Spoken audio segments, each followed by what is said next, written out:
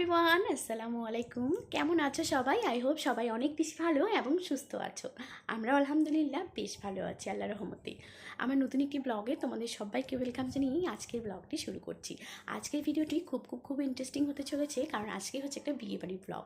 আর আজকে আমি অনেকদিন আজকে বিয়ে হওয়ার 4 বছর হলো। আজকে প্রথম যাব তাদের বাড়ি, আমাদের এক আত্মীয়র বাড়ি, সেখানে বিয়ে। তো সেটাই খুবই ইন্টারেস্টিং হচ্ছে। আমিও যাচ্ছি প্রথমবার, আর তোমাদেরকেও সাথে নিয়ে যাচ্ছি প্রথমবার।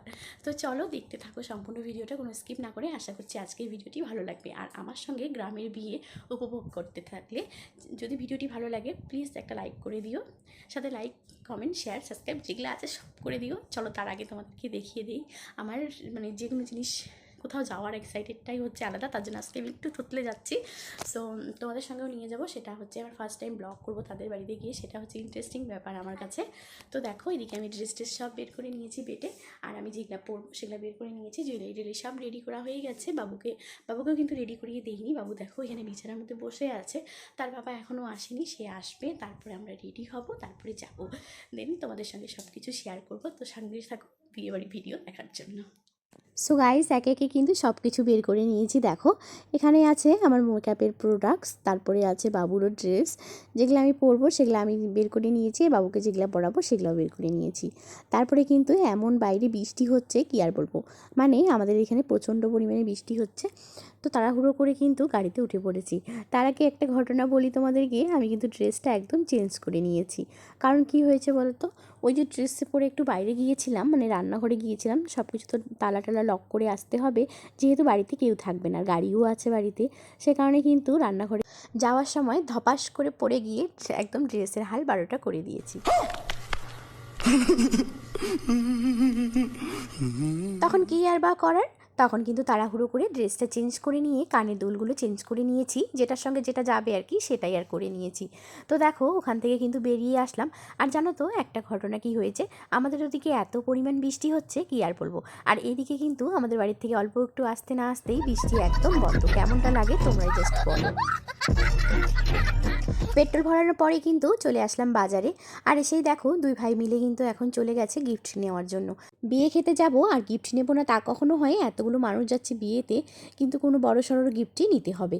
তো দেখো ওরা কিন্তু গিফট মানে বাছাই করতে করতে এতটা পরিমাণ লেট করে ফেলেছে কি আর বলবো।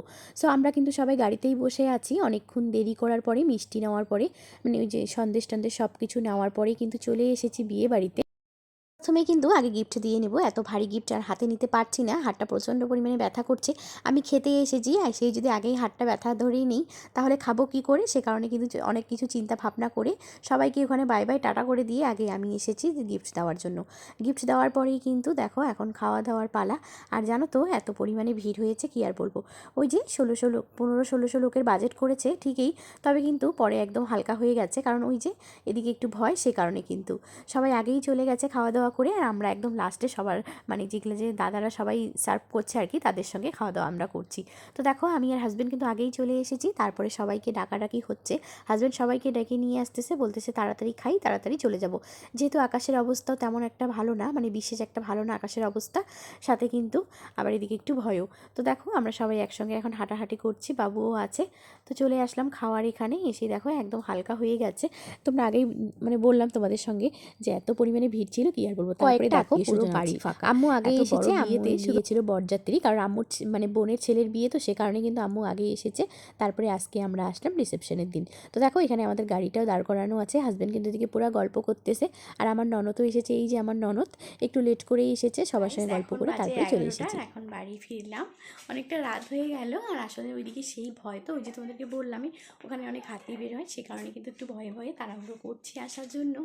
তো দেখো সবাই চলে এসেছি, আর আম্মু আগে গিয়েছে, আম্মুকে নিয়ে এসেছি। এখন কিন্তু বাবু এখন পর্যন্ত ঘুমায়নি, রাত 11টা বাজে, এখনও দেখো কীভাবে খেলা করছে। সো আমি ড্রেসটা সব চেঞ্জ করে নিই। তো আজকের ভিডিওটা আমি এখানে শেষ করছি। ভালো লাগলে লাইক, কমেন্ট এবং শেয়ার করে দিও। সাবস্ক্রাইব করতে অবশ্যই ভুলে যেও না। দেখা হচ্ছে নেক্সট কোনো ভিডিওতে। ততক্ষণের জন্য সবাই ভালো থেকো এবং সুস্থ থেকো। সবাইকে আল্লাহ হাফেজ।